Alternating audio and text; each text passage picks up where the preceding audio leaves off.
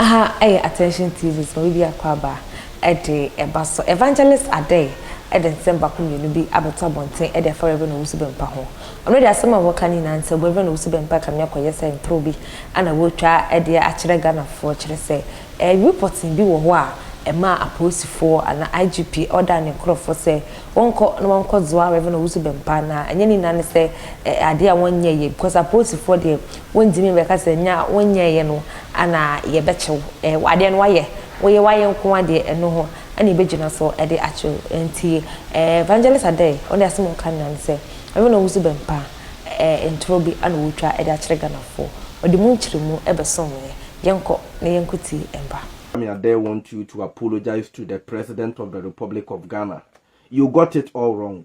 Coming out with false accusations that they wanted to torture you. You committed a crime. You wanted to kill a woman of God. You wanted to kill evangelist Mama Patricia. You wanted to kill evangelist Mama Patricia. Trying to kill somebody, you pull a gun. You went to the house of the woman with your boys with a gun. You wanted to kill your fellow Ghanaian. That same woman is also protected by the laws of Ghana, and you are not above the law. Now, you lied. Owusu Bempah is full of lies. Mistake a man a prophet 7 media. I make Kedi our lie talai. Owusu Bempah no mistake a man a prophet 7 that one time. Mena make afam. Tie nam kasa nchew. Owusu Bempah is not above the laws of Ghana. Usu bekum na nagrada. Oma boy se twintu. Okura obeka no wasonde mo se. Onama ukutetu because Peter nom ne Jesus nam ne Peter mo nsu kutetu. Yes, it's true. Even the disciples of Jesus had knife. It's a form of maybe they are using it to eat orange or they use the knife to prepare watermelons and stuff. Or they use the knife to protect themselves. In the case where Peter used the knife to cut somebody's ears. You know, so as a prophet, there is nothing wrong with having your gun and your boys around you, guiding you. That we don't, it's none of my business. But try threatening to kill a woman. Threatening to, nana grada akrano, you call police, you call chin. On to na baby blame police, say. And a woman, no, ebe yes, oyinyame ni pana. Eni eme bia momo ye no amaame no ya kese moya mabon krofo pa wo media no so ama ya soro etia na nagrada ubabie wayi no emrantie kuro gu abruchi a omokra aban ni twies omode omoyere magudem ena omaka kire omoyere mo se omonware ena ban ne hwe omoma ema wo mo no etimi be gina media so bedidi na nagrada atem basabasa na wo Owusu Bempah wi ko twa ntro esa wo da hospital nti wo yade wo da fia sese wo yade.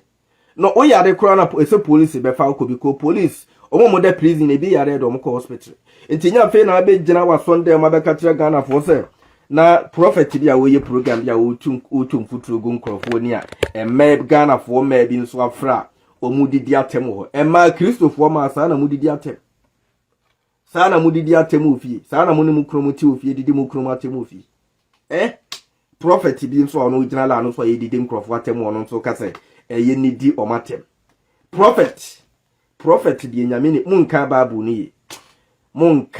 ni kra prophet no timi gina fon so man krofo fre didi daddy fred atem didi amankrado atem Owusu Bempah ehye nkom se na Addo be president ya na enkom hye na bemu a that doesn't mean he has control over the president. That doesn't mean he has control over the Ghana police. Ghana police is not about politics. Let the police do their job. One of the number one problem of Ghana is the people are lawless. They don't obey rules and regulations. They don't even want to pay taxes. How do you expect the country to progress? We are the same people who interfere with the affairs of the police. And we come out to say that the police is corrupt. Who is corrupting the police? It's me and you corrupting the police. Police yakwachi Owusu Bempah yeso wada. As I say, the police forces still yamfa ka mefa namra. Okra de wotra ye ne yase yamfa Interpol mefa womra. Obi ohwa ya chene kejechi ane de handcuff wagu ne nsa. Eda yakwachiri wobi no na oyare. Enso police for no ekire ne de ne koy. Obi kro mo kwachi no ni police fo no tutu police ni ba ko di tuo e blow no to twene. Wo de wutrai ye se ye mefa omra. Abi na be jira na wona wo hye nkom ma wo hye nkom se Donald Trump be president. Donald Trump wan lusu. What okra wo prophecy no wo ye questionable kakra. Nana Akufo Addo sa time on Nana Akufo Addo omba be 2020 election okra no. Na wa yira kakra. Prophet ya wo ya de wentimi ansa. Police fo ne se wo ya de wentimi nsa ho ya de. Bra. No momfa Ghana Police Hospital, wo momfa nkoto Ghana Police Hospital na wo monsa ho ya de. Wo mu wi aye do afa mra kwa. Wo hu se duru 8 years bia no a party na tiso ne belusu. Into oye smart ne ho bata NDC. Na Ghana fo aka se Owusu Bempah kra authority a MPP no. Enema MPP fo elusu ye. Sa na Donald Trump de no ye. Owusu Bempah calculate election ne hunu se. O calculate election ne hunu se election na e ba be koso no.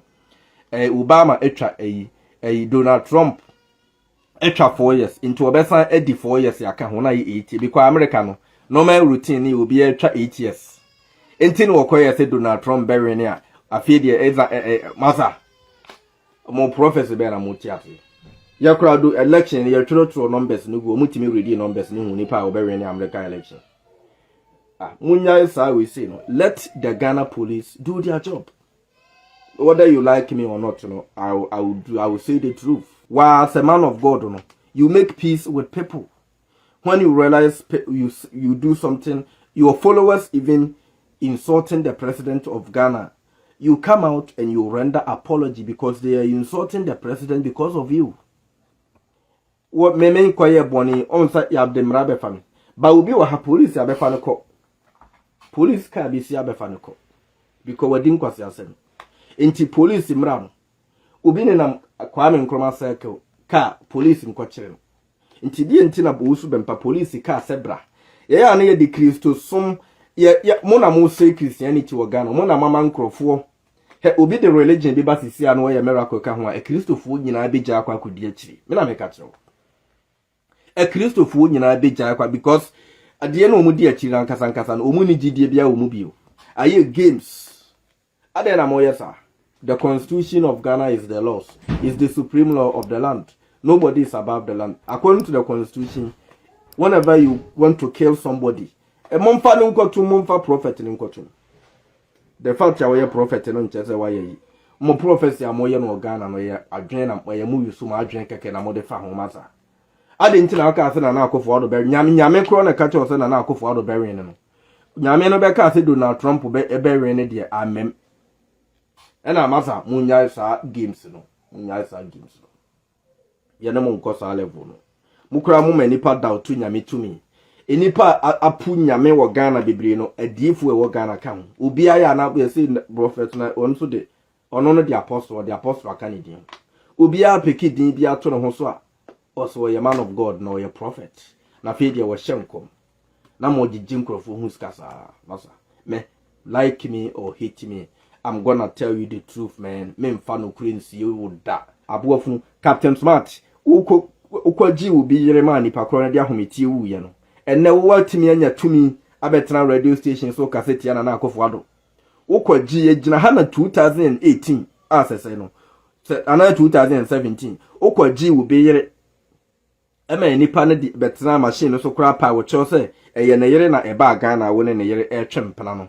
Inti wasre wa fa na yere ma no o ka se wonti ase ugina so sheda ware nipa na ma nipa na yere no ema nipa no de ahometi ewi ebe wi akire no sister no usa ejae no ya Captain Smart wo no kro be na wo mu prophet bia yi ni tira na mu di akire sa na o kan kwase asem kra Evangelist Addai ana ekote ne ede ba ye na ha attention TV so University Foundation. And I say I send the Jumidi so my number is 054-8302985. No entering come more. Me that said that Osha Attention TV. Macau.